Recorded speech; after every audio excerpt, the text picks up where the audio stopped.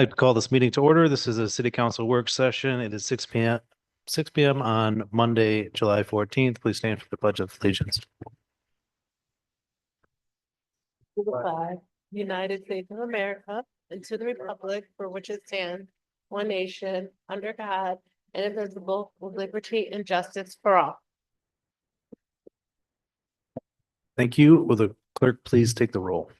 Councilmember Murray, Present. Councilmember Middleton, Present. Councilmember Kavanaugh, Present. Councilmember Dundon is absent, Councilmember Matavetsky, Present. Councilmember Rathwell, Present. Council President Pro Tem Hotchkiss. Present. Thank you. Okay, the first item on the agenda is RL 25-118, considered in Municipal and Public Affairs with Councilmember Middleton. And our presenter is Phil Ginter, the Executive Director of Ross Park Zoo.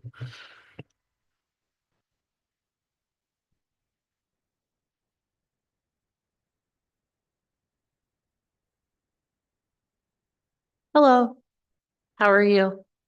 So this is RL 25-118, a resolution to support the application for OPRHP for Ross Park and Interpretive Center Complex Grant Funding.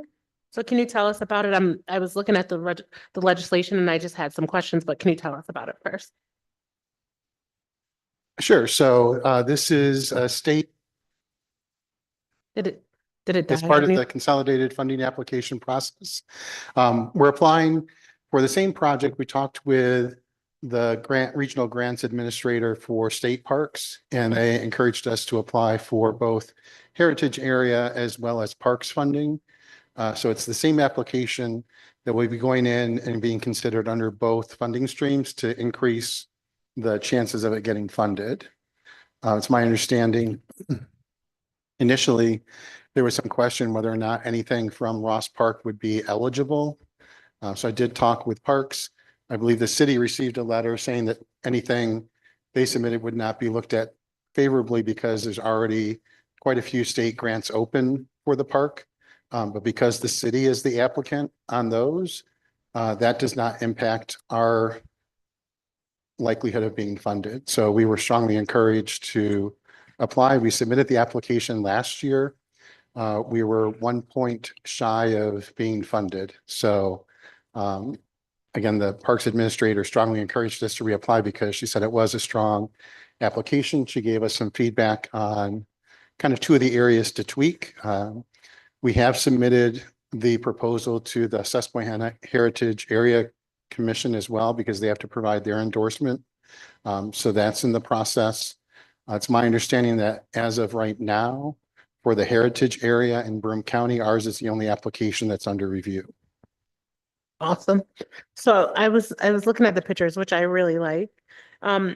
You said at the for the old stone building, time is running out to save it. So it definitely has to get done. Also, I was looking at a lot of the pictures. They're really, really informative. And thank you so much for the information on what needs to be done. So this grant is going to help with fixing these things, correct? Correct. So about half, well, over half the funds that we're requesting through that grant will be used to shore up the old stone building. It's the oldest still standing structure at the park. So while it's not on the historic register, it is eligible. And so that is something that down the road, perhaps the city may want to pursue, but we want to make sure that you have that opportunity by shoring that building up and addressing the fact that the roof itself has already collapsed. So the only thing that's on top of the building right now is the wooden decking. When we applied last year, that was intact. Given all of the weather we've had, the deck is now starting to collapse. So we're actually working with a contractor now. We have some other projects that'll be starting this fall. So we're hoping to, with some other funds, remove the deck completely and put a temporary roof in place until next spring, when hopefully we'll be able to access the funding for this project and complete the rebuild. And you said it's likely to be, you're likely to get this, correct? We're feeling pretty confident. Like I said, we were 1 point shy last year from receiving funding. And at this point, like I said, unless something comes in the next couple of weeks, we're the only heritage area project for Broome County. So We'll keep our fingers crossed yes. for you. And does anybody have any other questions before I ask to expedite it? Just gonna say that I wanted to thank you early on in our terms. Councilman Cavan and I came and toured Ross Park, and we looked at this and we were pretty concerned at the time. Now even more time has passed. So I'm very thankful and glad that you're going after money to do something about it. It was something that you drew our attention to immediately as part of our tour. And I do want to highlight too that all we're asking council to do is pass the resolution permitting us to apply. We're not looking at asking for any money from the city to do this project. So it will be completely funded with state funds and local funds that we raise for the project. There'll be no city dollars that will be spent on this project. I think the only thing I would add is that while the bulk of the funding is going to the stone building and the deck, it does seem reasonable to also ensure that the lion's cage can maintain the lions that are in it. So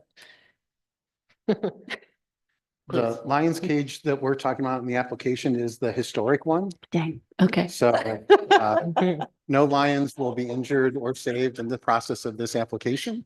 But again, the stone building and the lion's cage that we're looking to restore are the lion's cage is actually older than the stone building. So that was built in early 1900. And then as part of this, we'll be restoring the bandstand that was on top of the old stone building, which will be nice because that will be kind of right in the vicinity where the carousel is going to be relocated.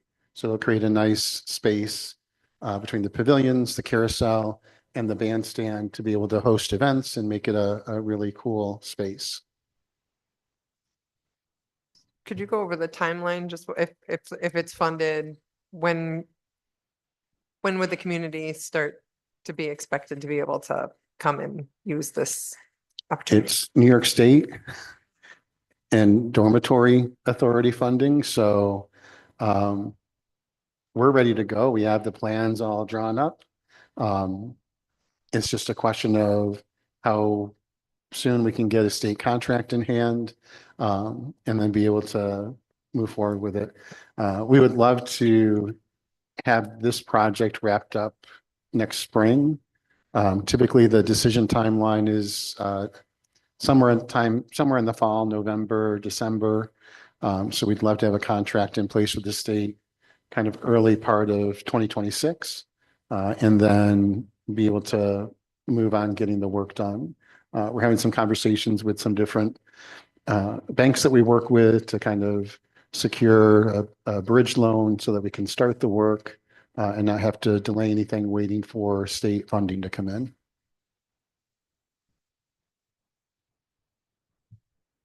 There's nothing else. Thank you so much, Phil. Oh, no, he has to expedite. Oh, excuse me. Is Sure, I'll second. there any discussion? Do a roll call vote on the expedition. Councilmember Rathmel, Aye. Councilmember Matavetsky, Hi. Councilmember Dunn is absent, Councilmember Kavanaugh, Aye. Councilmember Middleton, Councilmember Murray, Council President Pro Tem Hotchkiss. Aye. Thank you. That is 6-0. Thank you. Gonna And move best on. of luck to you. You're welcome. Thank you. All right, we're gonna move on to RL 25-119, considered in finance with Councilmember Kavanaugh. And we're gonna welcome down Thomas Brown, the water purification supervisor.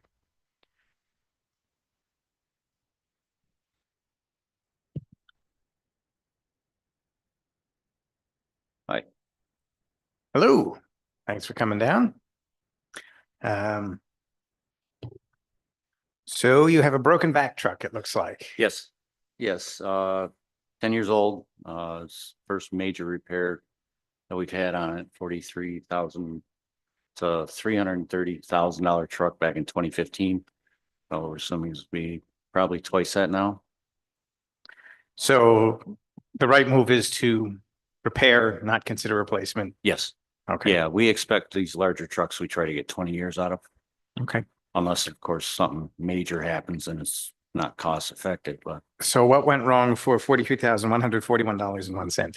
it's the motor that drives the vacuum Okay. that stopped working. We got two quotes, one was 43 and one was 47. And the only two people, and neither one of them are close. That'll repair it. This one here is less, and they come to the shop and fix it here. We don't have to take it there. And is there any kind of guarantee on the work or anything or on the actual motor? That I didn't get info on. I'm assuming there is. Usually when we have a major repair like that, I know a lot of things in filtration is only 1 year. So it's just the business. And do you want to tell council what the vac truck actually does? It cleans out catch basins. We got a clam truck that cleans them out. And if that can't do it, we use the vac truck. When there's a jet truck that cleans out a plug, which shoves whatever down the main, we use the vac truck to clean that out so it doesn't get plugged again. And it has extensions on it. We've got some manholes that are 25, 30 feet deep. So Okay. Our comptroller is here. I just wanted to, this is coming off of insurance in the, oh, I'm sorry, interest in the sewer fund, right? So obviously we have $43,000 at least in the, what's the interest balance right now? As the budget, I think, was only for a few $1,000s in interest, but so we've obviously underestimated that. Yeah, last year we got that huge settlement.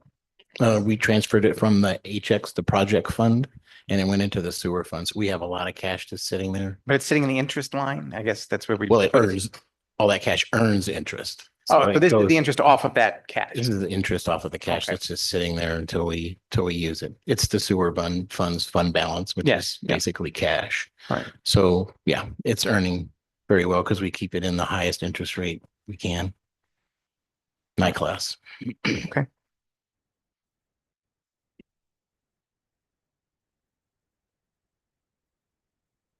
Any other questions? I'd like to motion to expedite R 25-119. Second.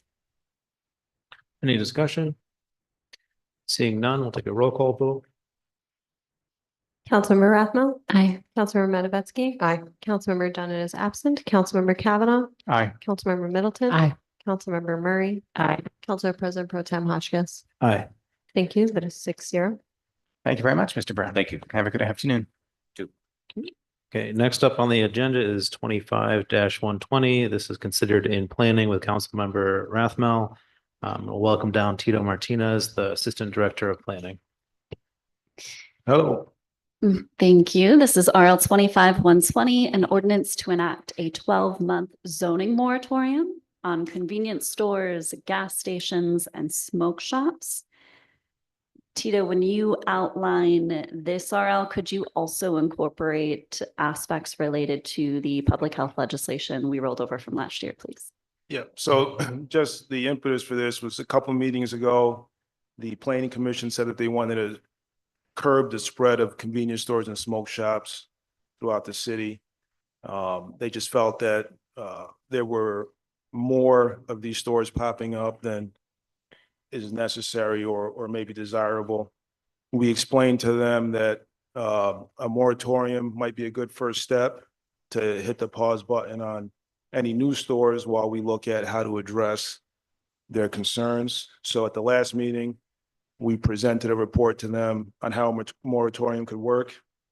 And they voted unanimously to request that you all enact a 12-month moratorium on convenience stores and similar stores, gas stations and smoke shops.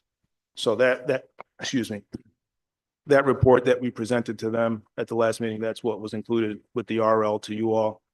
I can answer any questions. As far as the public health law, the moratorium would give us time to see how that law could be amended to address some of the concerns with convenience stores specifically. gas stations are already kind of addressed satisfactorily in the planning commission's opinion.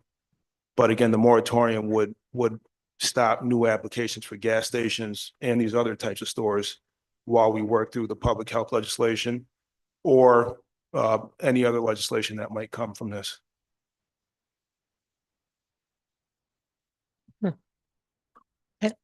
I have a bunch of questions.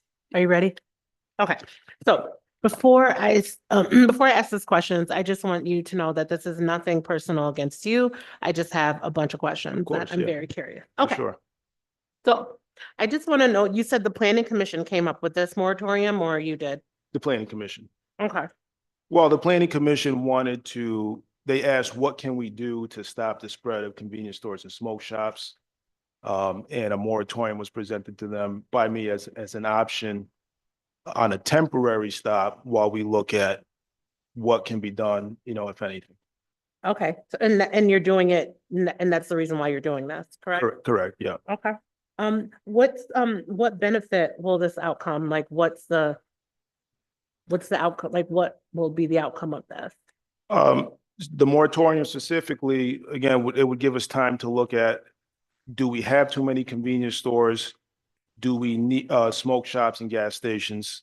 Do we need to do something to prevent saturation of the city with these types of stores? Do we want to maybe put in proximity requirements so that they don't cluster and places that don't have convenience stores can get one, but a block that already has two maybe would not be able to have a convenience store. So it gives us time to look at how to address the planning commission's concerns around convenience stores, smoke shops, and so on. There is a public health angle going back to the public health legislation. I mean, convenience stores, unless they are selling fresh produce, fresh meat, fresh dairy, which is not typical in Binghamton. I mean, there are some that do that, but that's not the typical Binghamton convenience store. Mhm. They don't address food insecurity. So, and in some cases, you can argue that Because then what are we doing then we have to figure that part out then. So if if they're saying, oh, this is not addressing food insecurity, then what are we doing as a community first before we cut this off? This is an alternative. And honestly, we can't say how many people or what they're going to eat, right? We can't Sure. determine that what's healthy and what's not healthy, but we shouldn't just cut that off and say, this is the reason for, it's not really addressing that, when I haven't seen a plan for anything to be done about the crisis of it being food insecure. Yeah, so I mean, the moratorium gives us time to come up with a plan. And what's the timeline on this? 12 months? So they're requesting 12 months. So in 12 months, we'll have a plan for all of these things that are needed here, because like the grocery store on the south side is closed down. In this, like I said, Tito, please don't take this For sure, offensive. The grocery store on the south side has been closed down, but I haven't heard anything from the mayor about a plan for this. And like, to put all these things together, they've known forever that these stores are selling cigarettes and whatever. They've known these things. Like, this is nothing new. Like, when I ask now, I just want to know what is the reason, because I feel like there's a reason behind it.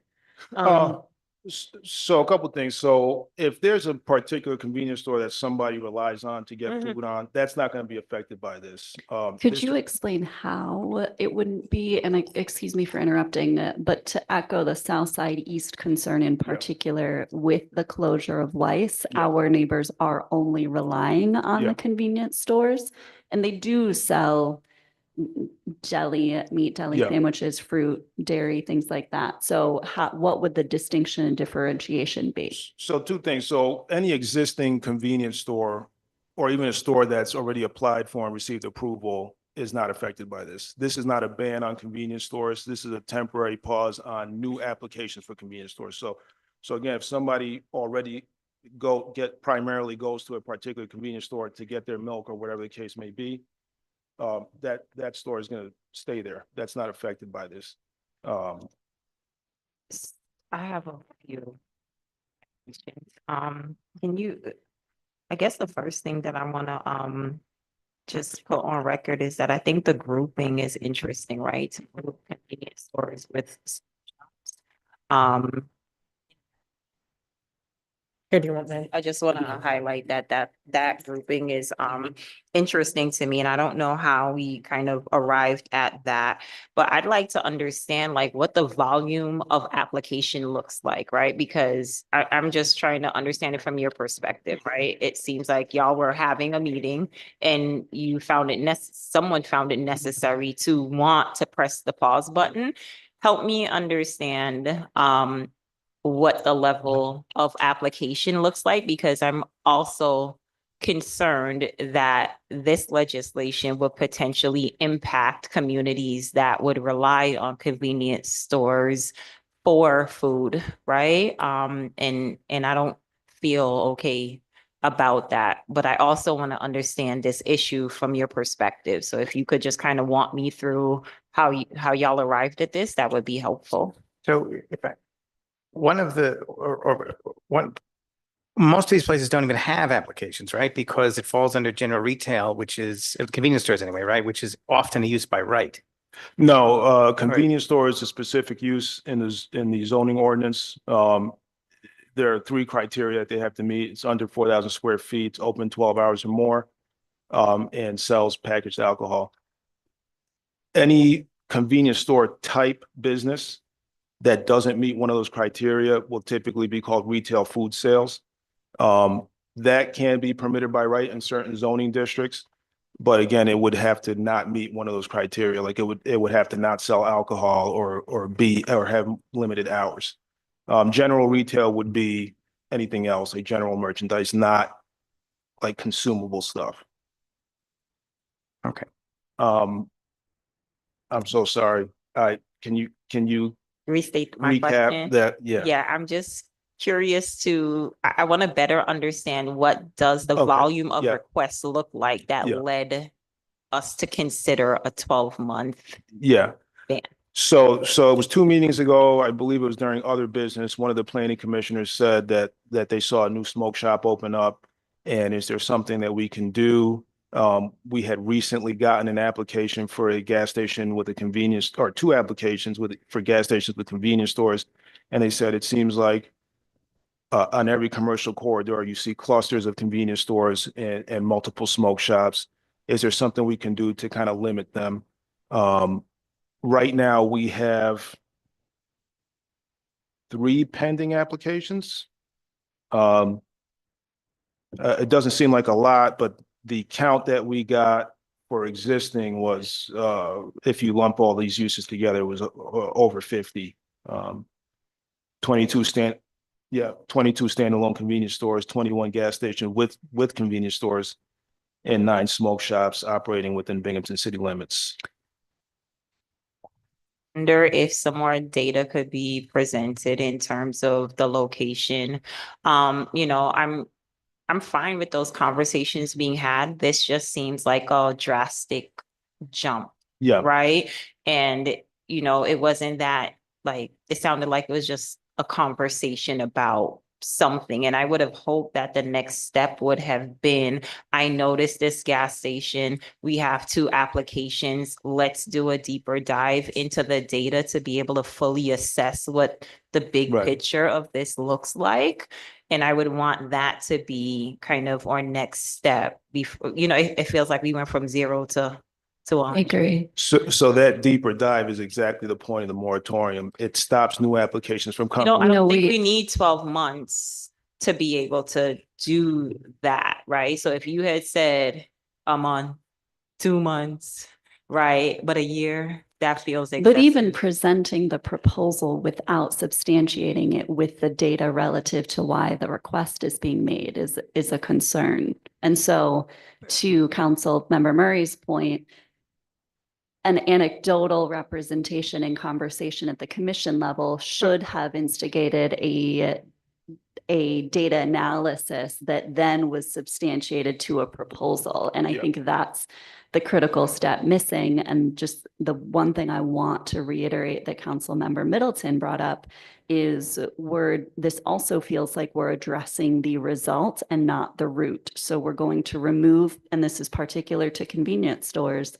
remove the opportunity for residents to access food at convenience stores without a plan to truly address the root cause of why they are turning to convenience stores for food, because we don't have sufficient access to a certainly full service grocery option on South Side. Challenges still on the North Side. I mean, the result, not the root, to me is never the ideal approach. So just taking a step back on substantiation. 1, 2, 1, 2. It's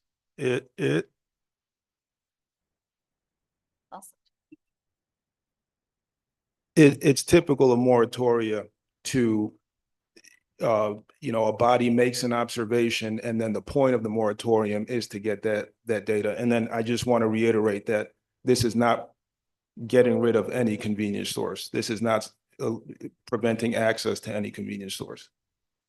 I mean, Understand. no one Oh. said it, but it seems like this is related to the proliferation of illegal marijuana and Yeah, other smoke shop drugs or whatever. proliferating in neighborhoods, Yeah. right? I think the Right, smoke, 'cause, I mean, it hasn't been said, so I'm just throwing it out there because it seems like the thing that's between the lines. the smoke shop argument, I mean, the smoke shop moratorium in particular, I think it might be related to that because from what I can recall, the businesses that have been cited for illegally selling marijuana, I think the majority of them were smoke shops. But that was not stated as a reason for this. In fact, the planning commissioner that mentioned starting this said, and can we also include illegal marijuana retailers? And I said, that's not necessary because that's already illegal. There's no, and any new marijuana dispensary would be licensed and legal, and we don't necessarily want to get in the way of that.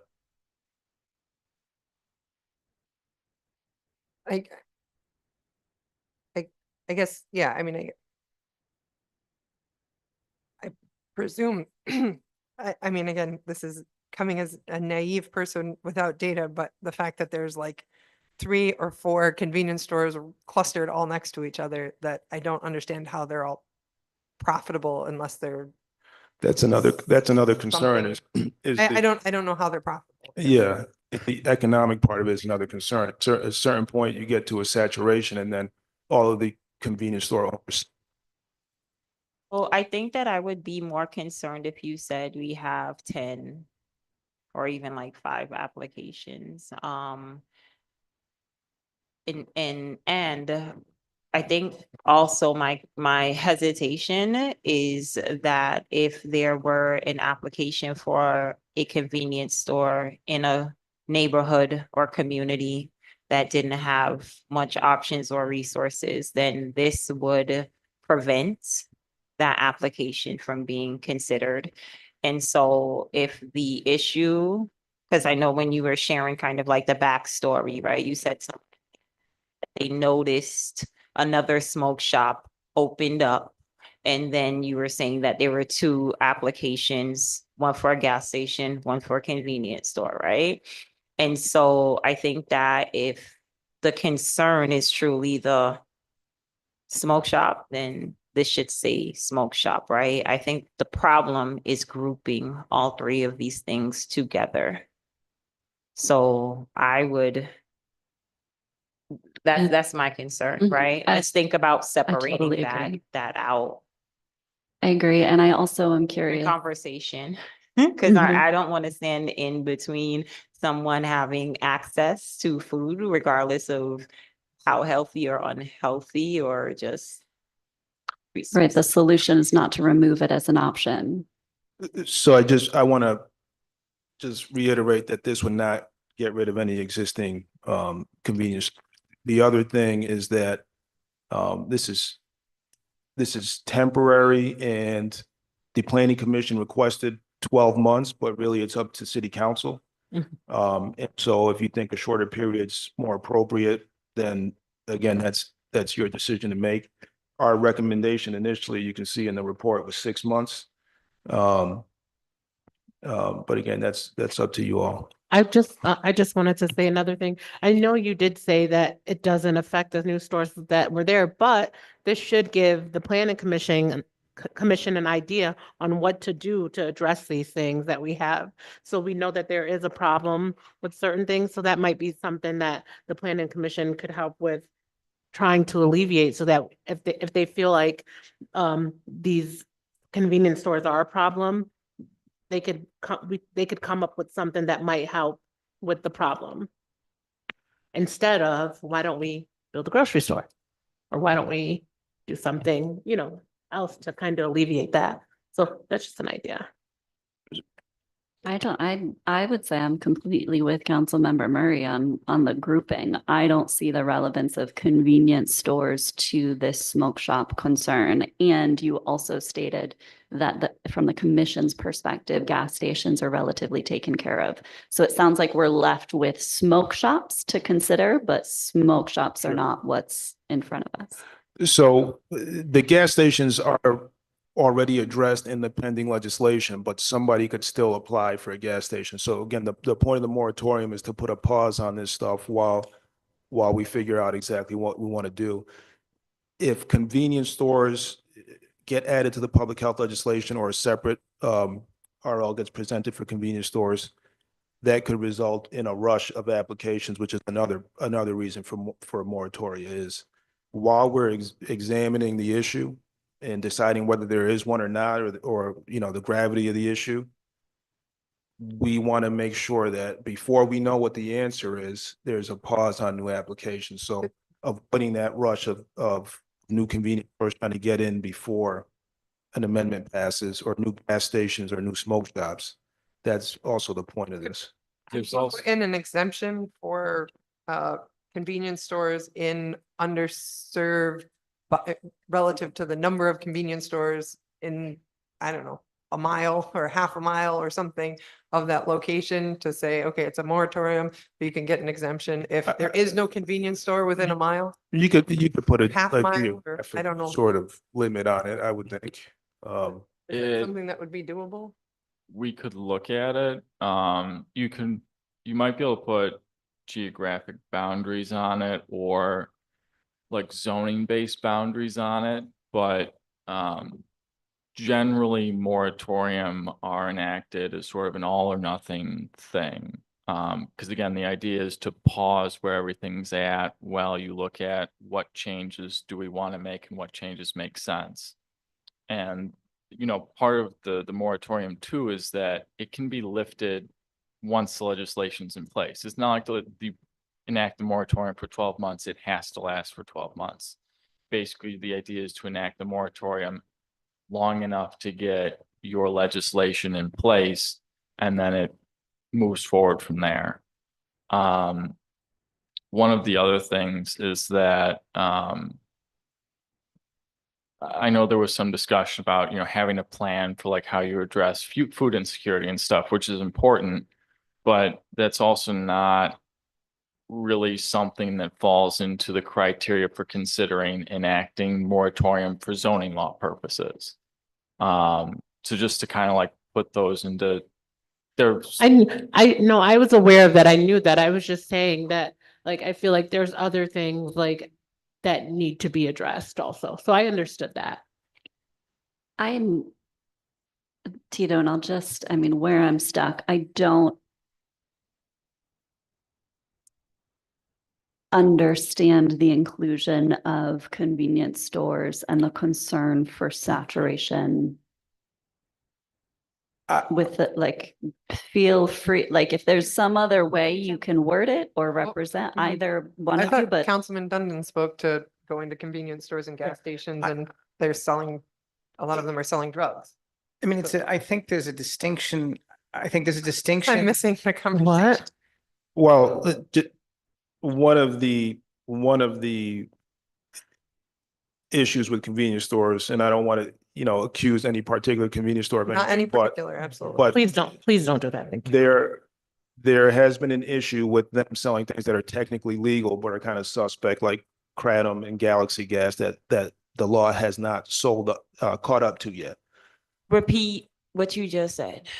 There has been instances of convenience stores selling things that are technically legal, but public health wise are sort of suspect, such as kratom, Galaxy Gas, things that the law has not caught up with yet, but that are not something that are desirable to have being sold in the community. At least without restrictions. I think the state just it hasn't gone to the governor yet, but they just put an age limit on kratom sales, but that hasn't been enacted yet. I think the link in some sense is that there's not many products that are legal to sell in a smoke shop that are not also legal to sell in a convenience store that has a tobacco license. So a would-be smoke shop operator could very easily open a convenience store that is, there might be some restrictions square footage wise. You need to have X number of square feet of chips and soda and stuff, but you could basically be selling all of the same product. So I don't think you discourage much by only targeting smoke shops. And I think we've all been in convenience stores that have a plethora of. That's another issue with products. is that convenience stores require planning commission approval. They need a special use permit from the planning commission. But if you leave out one of those three criteria, you can operate basically a convenience store or like a smoke shop that sells but doesn't sell alcohol, and you can bypass the planning commission that way. If you have a smoke shop that doesn't sell any drinks or food, that is general retail, and that's permitted by right, and that's something that we want to take some time to address as well. That's actually in the public health legislation, but. So it's harder to open a store that sells food and tobacco rather than a store that just sells tobacco. If it meets the convenience store criteria. If it's retail food sales, then that's also permitted by right. That'd be as easy as a smoke shop. But we have issues with someone opening a retail food sales, saying that because it's only going to be open 10 hours, let's say, and then within a month or two, they're open over 12 hours. Now they're technically a convenience store, but they bypass the planning commission.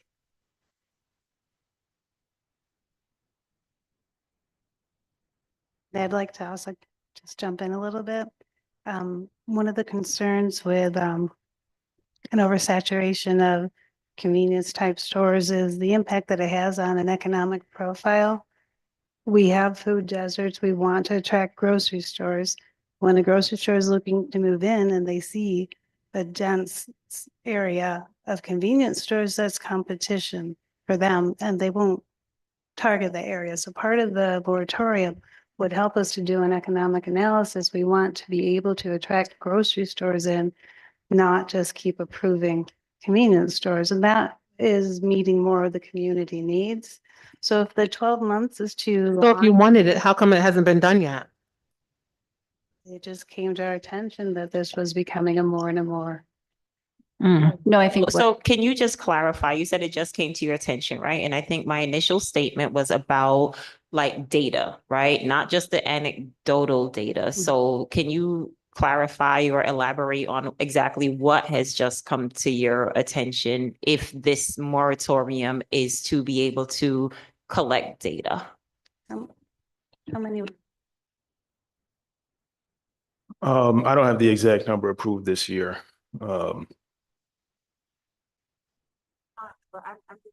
I feel like there's a conversation that needs to be had, at least from my standpoint. I agree, and that's why we want to. And I feel like you're getting caught crossfire. what are That's the, Like, so Dr. Burling, what you represented, certainly valid. Could you explain what efforts are currently or have been made toward attracting a grocery store? I obviously particularly am concerned about South Side East. That could. So I'll that- ask about that one, but That could be more fully addressed with our economic development director in terms of what they're doing to market it. But I know they are looking, and I know we get turned down. We get grocery stores. We wanted one downtown. I mean, I don't mean to get, off topic, but the demographic economic profiles don't match. It isn't going to produce enough income. There's too much competition. There's too many convenience stores pulling people away rather than into that store. We reduced it to like a 6 month, that would give us time to do a study. If we just keep approving convenience stores, it's not gonna. And then we come up with the information that says, oh yeah, we really shouldn't have done that. This would give us a step back and just a chance to really look at what could be done to attract a different type of store. is the planning commission required to approve an application if it fits in allowable zoning uses? Like, what are the discretionary opportunities as an alternative to a moratorium? They would have to make a strong case that a particular convenience store application is especially problematic because so many have already been approved, right? So it would be difficult for them at this point to deny a convenience store application. And that's where amending the code comes in. I wanted to address something Councilwoman Middleton said about the actual food being sold at these places.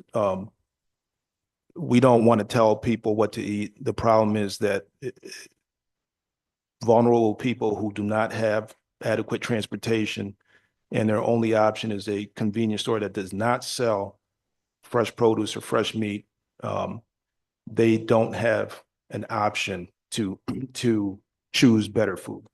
And so these stores are located oftentimes in low income areas. And so vulnerable people who live nearby, who that's their only choice, only have the choice of food that is not necessarily great. And then things that are marginally nutritious that they might sell, like milk, bread or cereal, But cost more. that's a bigger problem as a whole. That's not just a convenience store problem. That's a systematic problem. Why don't we have transportation for that? Why don't we have stores? So the convenience part of them, whatever they're selling, has nothing to do with what it's a bigger issue than just the convenience store. And the Like- solution can't be to reduce the households you're referencing. The solution can't be to reduce their options to zero, even Right. if we're representing that their options aren't ideal. No, absolutely. But this does not do that.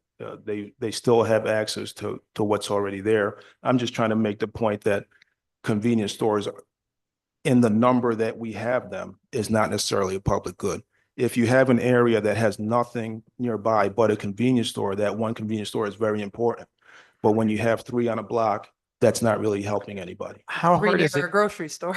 to help continue discussion? How hard would it be for you to give us a map with all the convenience stores mapped out? We can do that. We're talking about. addition to the number, let's say, of application that has been approved within, I don't know, what time period are you thinking? I'm curious to know, like. within the Usually we last- talk about 3 years, like in terms of traffic study Yeah. data. Maybe within the last 3 years. Does that sound? Yeah. All right, thank you.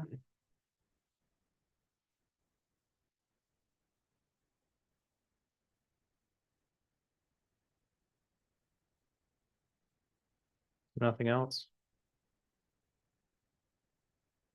Good? All right. You. Thank you, Tito and Juliet. We'll move on to our next resolution, which is RL 25-121, considered in planning with Councilmember Rathmel and Juliet Furling as our presenter. Thank you. This is RL 25-121, a resolution authorizing a grant for New York State DEC Urban and Community Forestry. Hi, it's actually 2 grants. Okay. They're from the same agency. One was for 25,000, one's for 30 3,000. And the intent is to purchase street trees, city trees, and replace trees that have been lost through age, disease. Emerald ash borer took out a lot of our city trees, and to target the areas that are most had been most impacted by those disease factors. So I reached out to one of my constituencies on the Shade Tree Commission, and it sounded like they weren't consulted or engaged at all in this. How are they supposed to This fit was- in? This Where's- was, Where's that piece? They were a little, now this was based on the tree management plan that was 2018. They were heavily involved in that. So we're following that plan and purchasing the trees to go into the areas. Plus we've, updated, it's called the Tree Keeper. I believe that's what the base is called. And it is updated regarding the loss of trees. So it's based on current data, but it's from the 2018 plan. So, Is that 7-year discrepancy pretty typical with trees, yeah. between the plan Yep. and the? So the 2018 plan, I think, had a first year implementation cost of $400 and some $1,000, and then several $100,000 in the follow-on years. Did we ever launch any of that implementation In the tree, in the from the plan, 2018 plan? Yeah. yeah. We do, We do what As- we can, yes, we but do, not, incrementally, we didn't correct. commit that initial almost $500,000, and then we didn't, we didn't jump on that kind of, I think it was a 4-year timetable or 4 or 5-year timetable. it in took there. us 3 or 4 grants to complete the tree management plan, to do the tree studies at every quadrant of the city. So it took a while to get the data and a good amount of money to get the data. And with the additional grants, this I think is the 6th or 7th one that I've been involved in. And we're just slowly purchasing the trees and getting things in place, following the plan. Yeah. But yeah. I'm just working with parks on this. So Yeah, this no, is a I- parks managed project. Yeah. Yeah. And I'm just, the 2018 plan had an implementation timeline with budgets Mhm. for, I'm sure for, I think it was 4 or 5 years, and then, but I don't think we ever put the wood behind that arrow, so to speak, to implement that fully. So it's Well, you're continuing in the spirit of those Yep. plans. It goes into parks budget request. And then we apply for additional grants to help match it, reducing the cost of the city. And it's an ongoing.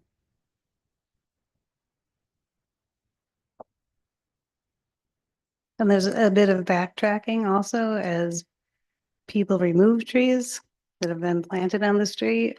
We refill them, so it's 2 steps forward, 1 step back. Sorry.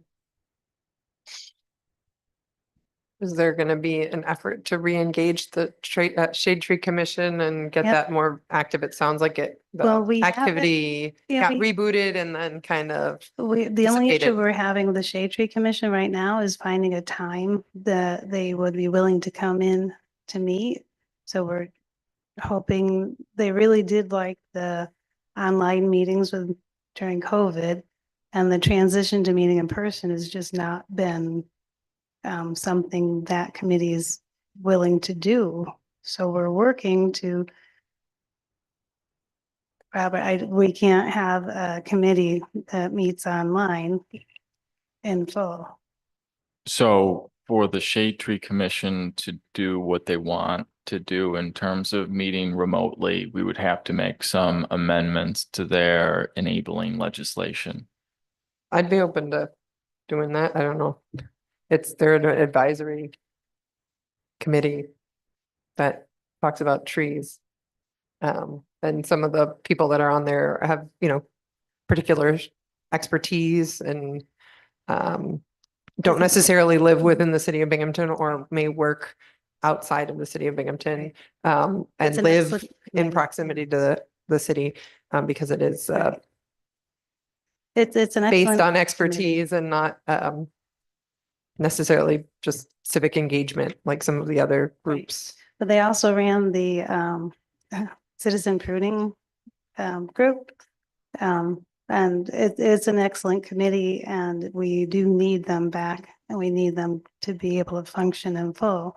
My city planner runs that commission and he has been working hard to get some sort of a resolution that is acceptable for them. I mean, we're willing to hold the meetings at the planning conference room with two of us and the rest can Zoom in. But there has to be somebody from the commission. What am I? Yes, thank you, ex officio.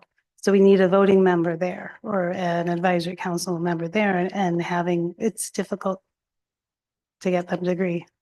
They can't. I don't mean they're being difficult. I mean, it's a difficult situation. So, but we've come up with a few different scenarios to try and get it.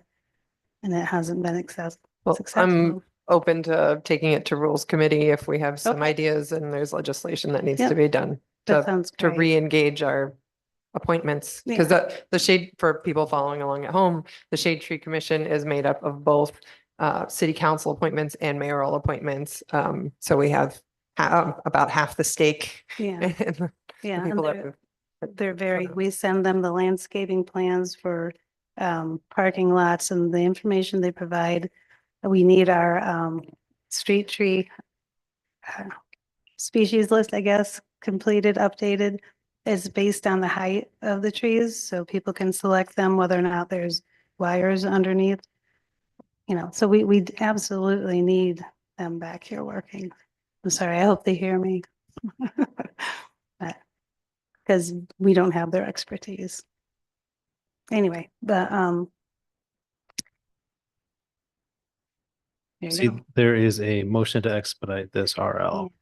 We'd like to get as many trees in ground as we can for the cutoff. Not gonna expedite it though, right? This is just to approve the grant. We've already gotten the award. Okay, I'll make a motion. Thank Second. you. Any discussion? Seeing none, can we take a roll call, please? Councilmember Rathmel, Aye. Councilmember Matavetsky. Aye. Councilmember Dunn is absent. Councilmember Kavanaugh, Aye. Councilmember Middleton. Aye. Councilmember Murray, Aye. Council President Pro Tem Hotchkiss. Aye. Thank you. That is 6-0. Thank you. Okay, the next item on our agenda is to have a discussion with the animal control officer. This is in municipal and public affairs with Councilmember Middleton. And our presenter is Aaron Kastner, who is our animal control officer. Hi, Erin. How are you? Just press the button. It should be green.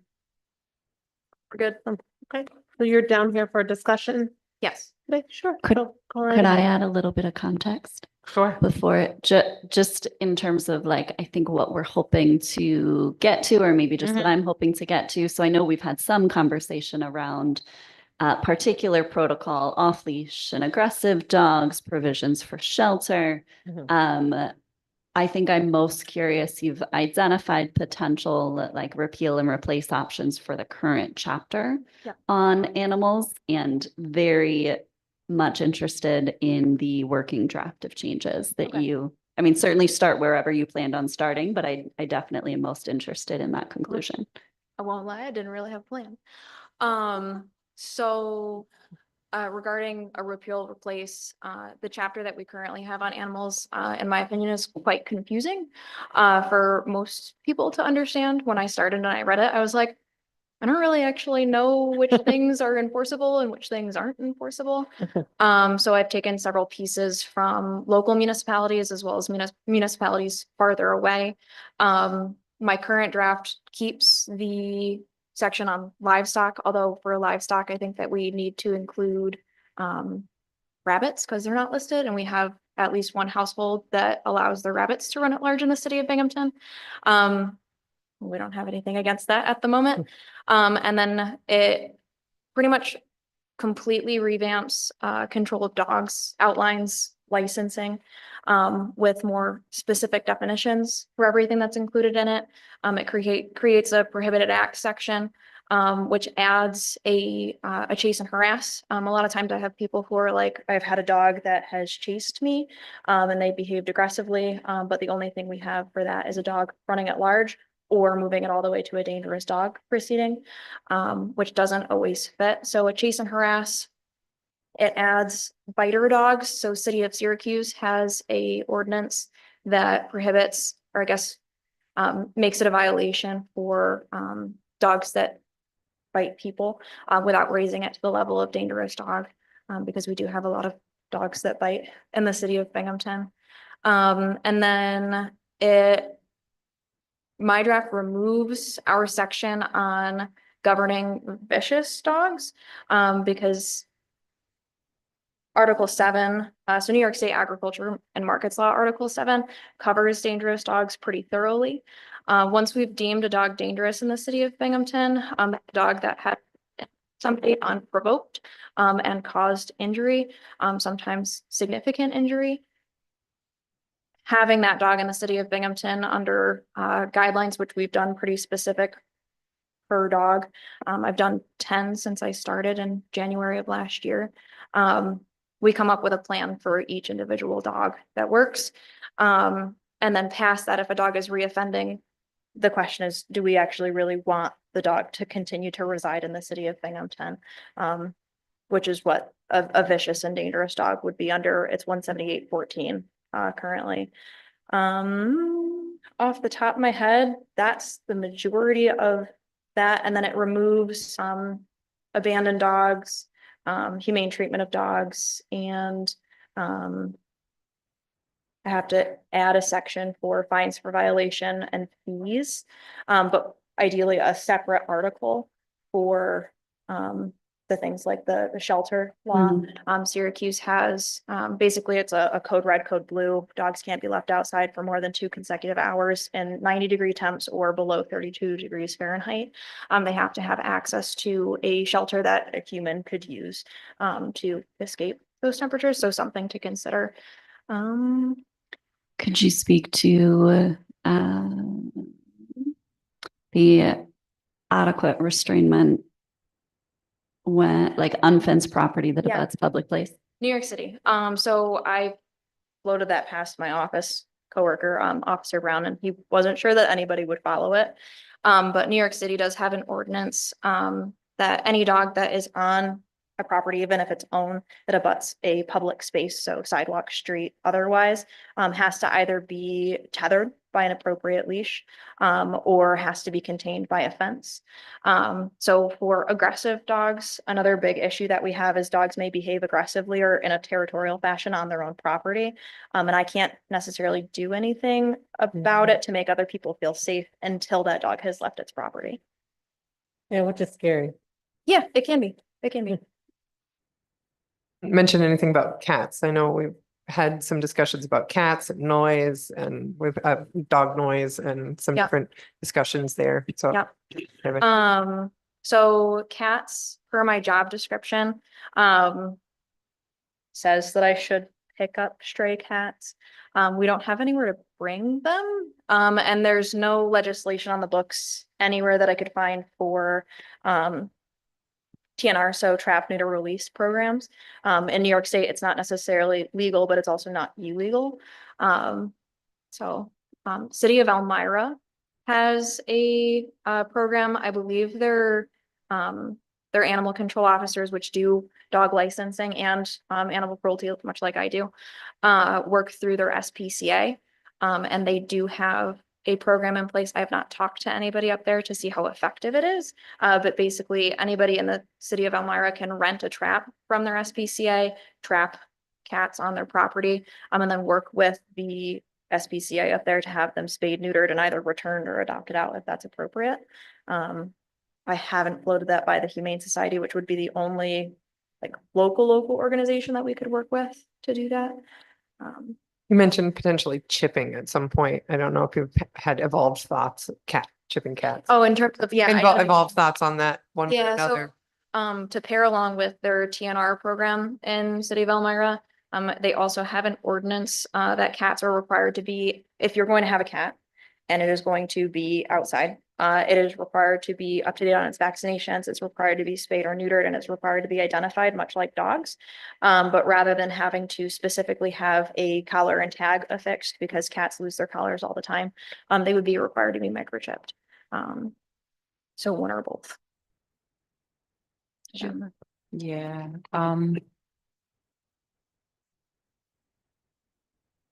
that it sounds like you've done, right? Just kind of like clarifying the expectations and I think doing a deep dive and going through like this whole process, right? And so I guess my question for you is, if a resident calls and says, you know, they have encountered an unleashed animal that has like come off of private property, right, into like a public area, right? And they call you to find out, okay, what's the plan? How can that be addressed? Like, what does that process typically look like, right? Because the incident has like already taken place. Like, what kind of follow-up happens in those scenarios? It depends a lot on the call, and this is actually just kind of broad for all of the calls that I receive, because I receive a lot. Is taking into consideration, based on the constituents, particularly for off-leash dogs, the description of how the dog behaved, so that I can put it in my head in terms of a threat level based on how that dog exhibited behavior, because I do have a pretty good background in animal behavior. So I can typically assess level of threat. That's different from somebody feeling threatened. But in terms of like actual threat, do I believe that this dog could potentially be dangerous? For those types of dogs, and then just general other complaints, fitting it in with different types of calls that I've either received as much as several weeks prior, and what priority it fits on the list is important. And then when I'm talking to constituents, whether or not they are willing to provide a signed statement, which a lot of them aren't, because they fear for retaliation. And then whether or not they can identify where specifically that dog belongs, is another key component. If I can identify where the dog belongs, but I don't have somebody who's willing to give a complaint, I do put it on my list to visit and be like, hey, I'm aware that your dog did X, Y, and Z. They can't be doing that. Typically at that time, I'll issue a notice to license. Ryan from Corporation Counsel has been, if you're getting a complaint call, issue a ticket for failure to license, because we have a very poor license compliance rate in City of Binghamton. What's our compliance rate? It's like 7%. What's a good compliance rate? Good compliance rate would be like I'd be happy at maybe 50 or 60%. We're at 7, and it's come up since I started. But in the years prior to me starting, the highest we had in the last, I think, 7 to 10 years was like 11 to 12%. And then it declined every single year up until I started. We broke even last year, and we're seeing a slight increase this year. But I don't have as much time to spend on dog licensing, comparatively to other things. There's an estimated, based on statistical data from veterinary medicine, there's an estimated 13,000 dogs in the city of Binghamton based on our population. So we licensed last year 970. Yeah. So I guess like anytime I talk to you, it's like obvious that you're like super knowledgeable, and then you're working hard, and everybody has like positive things to say about how you've approached this position. But it seems like despite that you're still just one animal control officer for the entire city. And if you were able to keep up with dogs, that'd be great. And then you could move on to cats and then rabbits and then interesting other things. So like license compliance is like the 2 to 3 year plan. Cats is like on the 5 to 10 year plan. So like things that I'd love to be able to do that I think that the community would benefit from, community education. So every locality has their monthly meetings. It would be reasonable to add a meeting, do a prevention of dog bites and fights. Or it would be, I have a background in dog training. It would be great if at the Humane Society, which is right downtown, if either their staff or they had volunteers or myself or somebody else wanted to get together and do community group training classes, things like that. I'll definitely be in touch to talk more about that. Thank And you. it seems, I mean, it seems so evident that even given your expertise and your clear experience in attempting to control behavior, it's still true that aspects of the charter limit the effectiveness of how you can approach. And so I really appreciate the research you've done into effective protocol in other municipalities. Would and this I guess is more of a group question. So next step, if we're considering the working draft that you have and the implementation efficacy that you have to substantiate it, is that do we take that back to municipal and public affairs for a committee meeting to review the working draft to get it to a point where it might be implementable? Are there other steps involved? In terms of the working draft, for things that need to be added, specifically fines and penalties for offenses. The current chapter operates, I believe, on a general penalty for certain sections. And then for licensing specifically, the standard Article 7, 25, 50, 75 for second offenses. There is a study done by Sustainable New Jersey that looked at basically self-sustaining license compliance, and looked, I believe, at a province in Canada that actually has I think a 95% compliance rate. So in the city of Binghamton, if we were to get our compliance rate up to the 95,000 or 95%, it's like $250,000 worth of income that would be generated annually. The one province in Canada generates, I think, millions, but we can reevaluate license fees after the fact. So one of the things that they had considered was adjusting fines, and that's probably one of the things that's up for discussion, is fines or fees for services.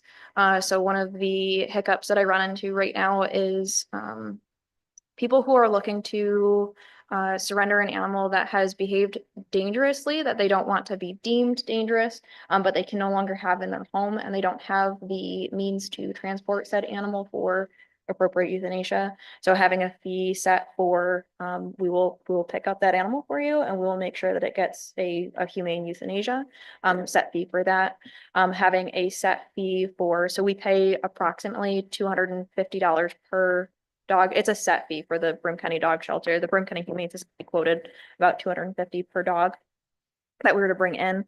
That if somebody is looking to surrender an animal to us where we pick it up from their house, if the ID, the Broome County Dog Shelter has a still green, $50 for the Broome County Dog Shelter and $20 for the Broome County Humane Society. But they have some discretion there for which dogs they do or do not take. Our contract with the Broome County Dog Shelter basically says that any dog that is picked up in whatever capacity goes there. We pay them for that. But if somebody were requesting that we pick up a dog. How effective is that? I know we're going to get into that in budget season again. Right, I think last year we talked about our contracts with the Broome County Dog Shelter and stuff. I don't know if you have, and you can keep happy to have a private conversation about it too. But the contract with the Broome County Dog Shelter works for what we need it to right now. The Broome County Dog Shelter does not have a very high capacity, and we bring in a lot of dogs.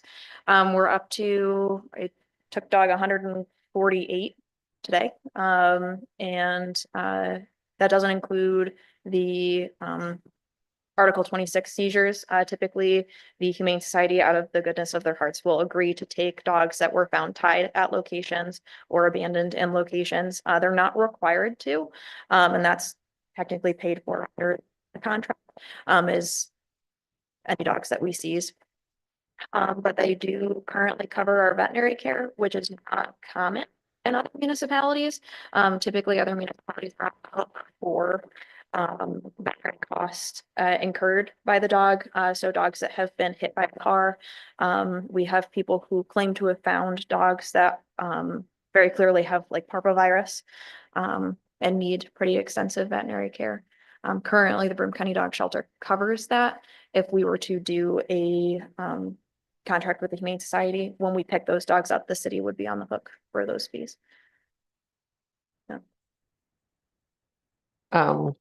We had a good conversation about noise and how you do noise. So kind of going back to Councilman Murray's description of like, what does that phone call look like? We talked about what people need to actually record to file a complaint about noise. That's something that has been a big issue in my district in particular.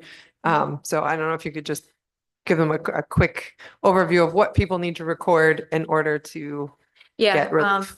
Barking at the moment falls quite near the bottom of my totem pole in terms of priority of calls. Just because although it does create a quality of life concern for a lot of constituents, it's not typically immediately life threatening. So what I have done recently is similar with like Rome, New York has a policy. Basically, the constituent provides a log of where specifically they are, where the dogs are, when they are barking, how long they are barking, where on their property or inside their property they can hear the barking, how long, how frequent, and any other pertinent details that they can add to it. And then we basically create a deposition, and that can be filed for it's 178.15 for a barking dog complaint. The primary complaint right now is that I don't typically have time to go to somebody's house to take that deposition. I'm relying on them to be willing to put it together, send it to me so I can compile it and then meet with them. And that doesn't tend to go over well with people. They're like, do your job. And I was like, I'm trying. So that's an option. Other municipalities also alternatively, in addition to a complaint generally from a constituent that says this dog barks all the time, nonstop, they'll have a DCO or ACO, depending on what they have for their municipality, sit at a location for 1 hour. And in that 1 hour period, if the dog barks for more than 15 minutes in that 1 hour period, then it's sufficient for a ticketable offense. And that's just written into their policies and procedures. I don't have time. She does not have time to do that. But the logs from our conversation, it really does need to be very detailed. It can't just be like kind of a general log. It needs to be. Ryan said it was specific enough that Ryan has practice history doing dog complaints for other municipalities. And so when I brought it up to him, I was like, well, how do I do it? It was him that had suggested if they had a detailed enough complaint that it would be sufficient, as long as they were willing to stand behind it if somebody argued it. Yeah. So prolonged barking or howling. So it's clear you have to like triage your calls now, but do you have an idea what your call volume is? Like daily, weekly, monthly? So last year, when I first started out, like my lowest month was I think 24 calls, which was January when I started. Last year I averaged. You said daily 24? Or no, it was 24 for the month of January of 2024. Okay. I got 24 calls. I averaged a month last year approximately 85 calls. That has jumped up this year. So far I've averaged 139 calls a month. And that's calls that I receive while I'm on shift. And then also the Binghamton Police Department takes calls and responds to things when I'm not here. But they typically will forward me the report and I then have to follow up on it. My highest volume was April, 175 calls in one of those months. And I was like, it's slipping my mind, but a lot in terms of also like time frame to respond to calls. I get a lot of dogs running at large calls. That's my highest volume, is a dog is loose and you have to go catch it, or I have found one and I need you to pick it up.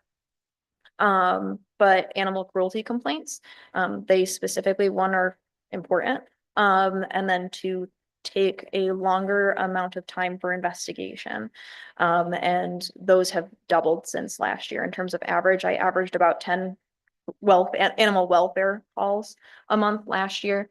And I've been averaging about 20 calls a month this year for animal welfare complaints. So I think maybe we discussed this previously, but it's the volume was down because people didn't see value in calling the animal control. People didn't know I was here. Yeah. So since your reputation precedes you, you become more called, and then makes it harder for you to do your job. Yeah. Right. Okay. Yeah. I don't think in a single year that the demographic has changed. I think that they just know where to target it. Yeah.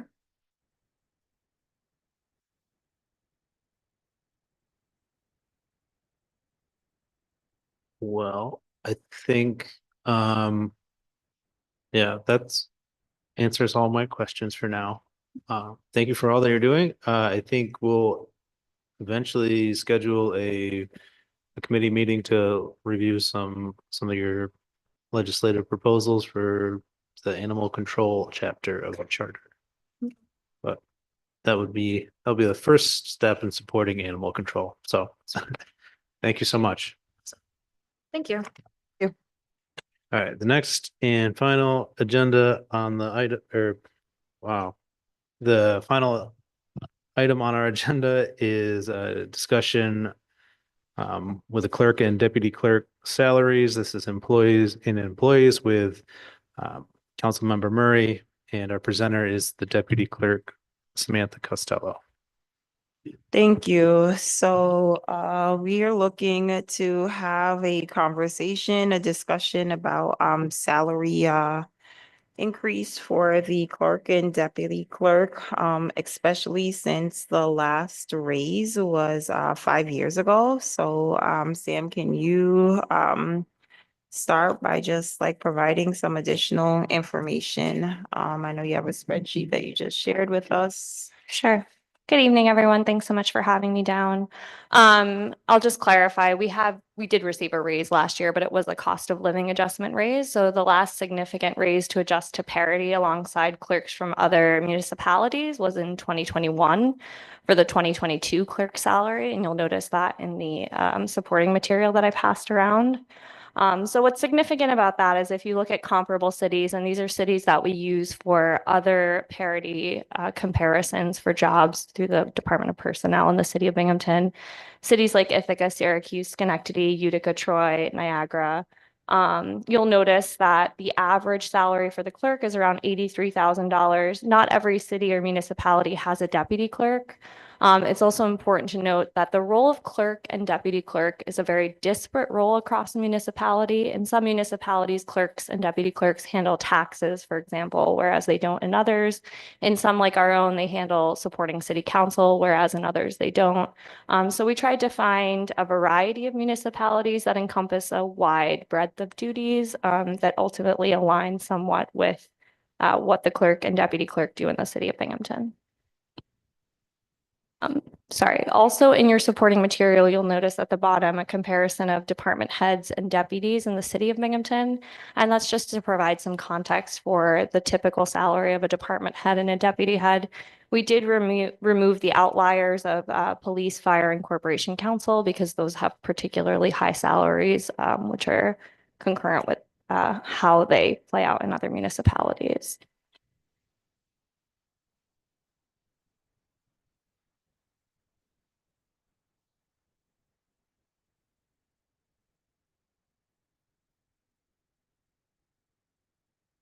So this is a discussion, not yet a proposal. Is the hope that as we enter budget season and considerations, that the supporting material will be applied and considered? Okay. Yeah. We So, have a deadline yeah, so to to take this clarify. recommendation to the mayor, right? Yeah, so to clarify, pursuant to section 12440 of the charter, the employees committee is required to present in front of the council at the first work session of July, which is today, a potential recommendation. The recommendation is informal. It doesn't have to be formally offered to anybody, but it should be made on the floor. Last year, the clerk and I presented this information, and then it was presented as part of our departmental budget. The mayor then takes that into consideration, watching this work session presumably.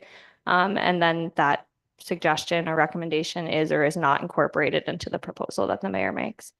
Right. That just to be clear, the charter also further states that if council would like to make an official recommendation to the mayor, that would be due by the first business meeting in August. So those are the timelines we're trying to work within. So this is sufficient to satisfy the first work session in July. Correct. And, okay.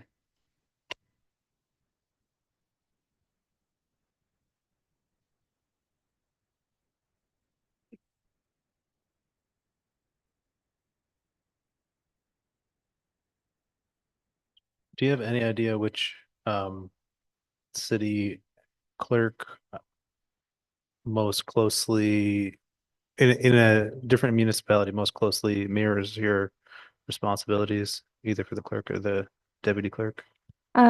So in terms of direct responsibilities, I would say Ithaca is the closest to the clerk and deputy clerk. And we've also reached out to the clerk and deputy clerk in Ithaca and confirmed that our understanding of roles aligns most closely.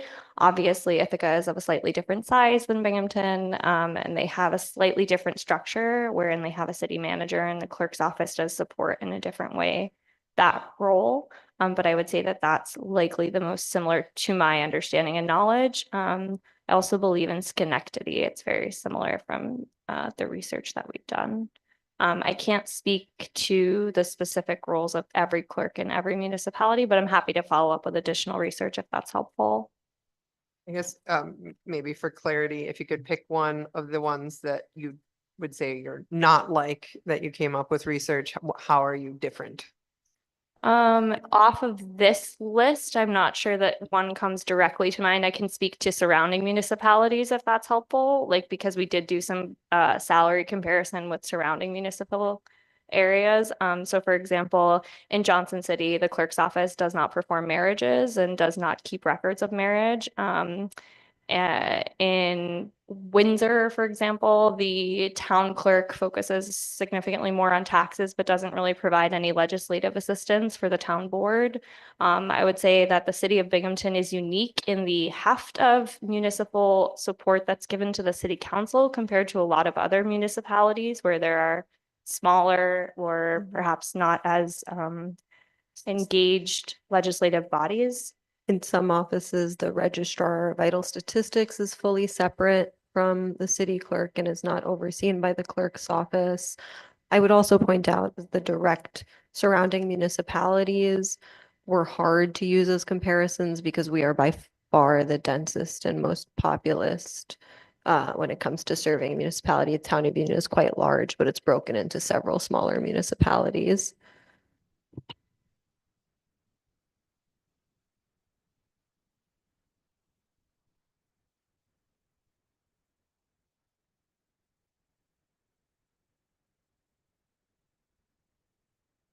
Does anybody else have anything? I'll just note that if anybody comes up with any data requests or has any further questions, I'd love to use the next month to take the time to answer those carefully. So please feel free to direct anything our way. Okay, thank you so much. Thank you, Sam. Yeah. And with that, I would entertain a motion to adjourn. Oh, to adjourn? I'll second. All in favor? Aye. We're adjourned.